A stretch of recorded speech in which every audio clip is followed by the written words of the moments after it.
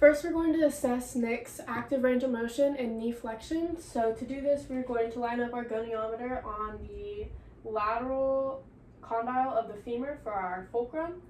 Our stationary arm is going to be pointed at our greater trochanter of the hip, and to find this, we're going to have our patient internally and externally rotate to make sure that we're on that landmark. And then the moving arm is going to point down to the lateral malleolus right here. Then we're going to have our patient slide our heel all the way up to their bottom, flexing the knee, keeping those goniometric alignments.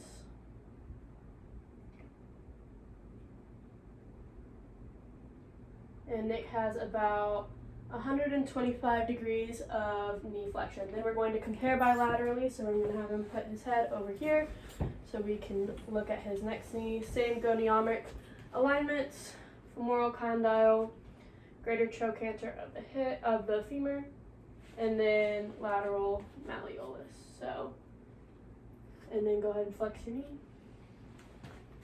all the way up.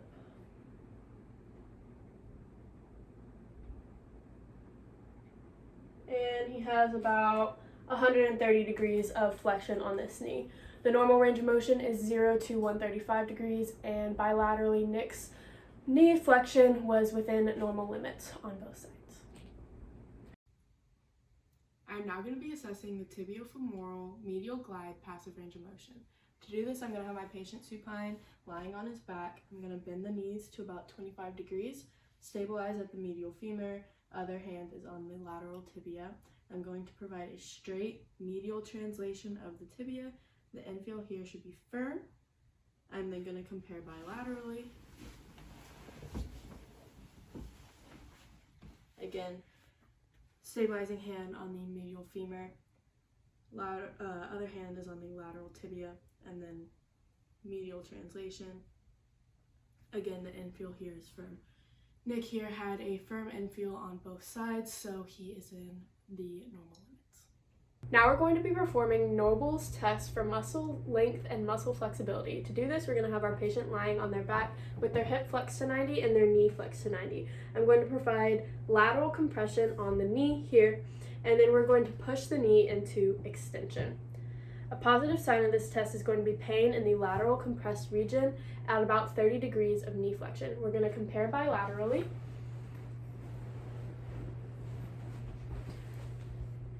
Flexing the hip to 90, knee to 90, providing compression on the lateral side, and then extending the knee here. This test is assessing the IT band, and Nick had normal findings bilaterally within the normal limits. I'm now going to be performing grade 4 manual muscle testing for hip extension. To do this, my stabilizing hand is going to be on the PSIS, and my resistance hand is going to be on the distal femur. I'm going to provide slight resistance as he lifts his leg up to the ceiling. Go ahead. And back down. And then I'm going to compare bilaterally and back down. In this straight leg position, we are assessing the hamstrings. If I wanted to isolate the gluteus maximus, I would have the patient bend their knee. Same hand positioning, and go ahead and lift it up, providing slight resistance, and then bending the other knee, comparing bilaterally, lift it up, and back down. Nick had normal findings for both the straight leg position for the hamstrings and the bent knee position for the gluteus maximus. I'm now going to be performing Trendelenburg sign. This test for glute medius weakness or muscle dysfunction. This test has a sensitivity of 46 to 75 and a specificity of 83 to 97. This means that this test is better at ruling in pathologies. To perform this test, I'm going to have their patient put their hands on their hips and stand on their unaffected leg first and compare the height of the ASIS. I'm then going to compare bilaterally by having them stand on their affected leg and again comparing the height of the ASIS. If this test were a positive test, we would see the ASIS on the non-weight-bearing side drop lower than the ASIS on the weight-bearing side. Nick had normal findings when compared bilaterally. We're now going to be performing the posterior drawer test for posterior cruciate ligament injuries in 3 different positions. This test has a sensitivity of 90 and a specificity of 99.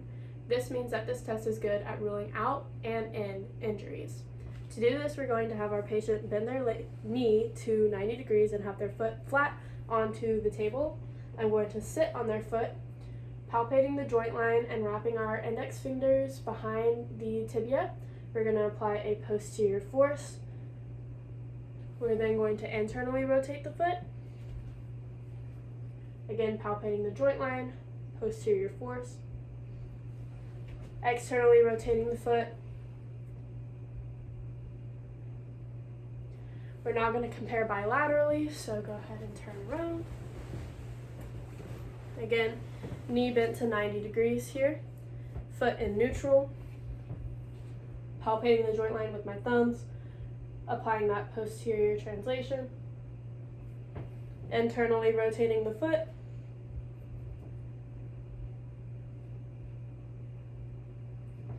and externally rotating the foot.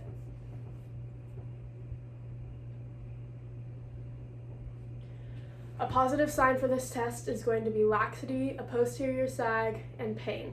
Nick had a negative test for both knees bilaterally. I'm now going to be palpating the posterior superior iliac spine.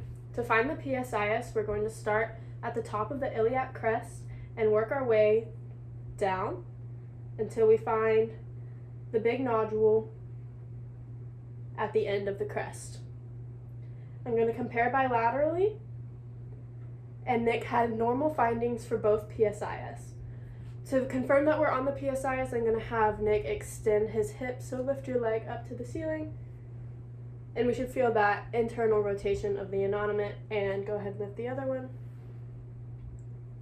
And those findings were normal bilaterally. I am now going to be palpating the Vastus medialis oblique. To do this, we're going to find the patellar tendon and work our way up until we're on the quads, and then go just medially. I'm then going to verify that I'm on the vastus medialis by having the patient actively extend and feeling that contraction here. To double verify that we're on the structure, we're going to have the patient go into lower leg external rotation and feel the VMO on stretch. We're then going to compare bilaterally. Again, finding the patellar tendon, working our way up, and then going just medial, having patient extend their leg here, feeling the VMO contract here, and then double verifying by externally rotating the lower leg and feeling that VMO on stretch here. Nick had normal VMO palpations compared bilaterally.